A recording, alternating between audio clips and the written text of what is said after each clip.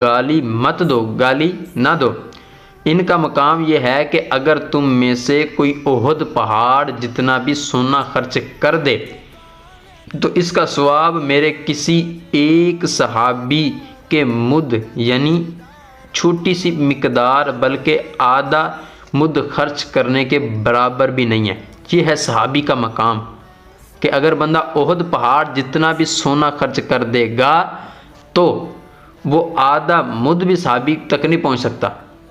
अब मैं और आप गौर करें कि हम ऐसे लोगों के पास बैठते हैं कि जो माज़अल्लाह सुम्मा माज़अल्लाह सहाबा के गुस्ताख हैं, या अगर नहीं बैठते तो बिलफर्ज जो गुस्ताखों के पास बैठते हैं हमारा उनके साथ रिलेशनशिप है।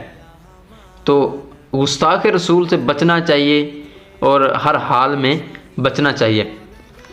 अल्लाह ताला के औलिया के बारे में हज़रत अबू हुरैरा रज़ी अल्लाह ताला अन्हु का फरमाना, आप फरमाते हैं कि नबी रहमत शफ़ी उम्मत सल्लल्लाहु ताला अलैहि वसल्लम ने इरशाद फरमाया, अल्लाह ताला ने फरमाया जो किसी वली से दुश्मनी करे इसे मैंने लड़ाई का ऐलान कर दिया।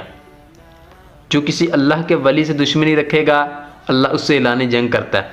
आज बहुत सारे लोग ऐसे हैं जो माज़अल्लाह सुम्मा माज़अल्लाह औलिया इकराम के ख़िलाफ़ हैं, औलिया इकराम की गुस्ताखियाँ करते हैं, उनके ख़िलाफ़ बातें करते हैं, अपनी ज़ुबान को लंबा करते हैं।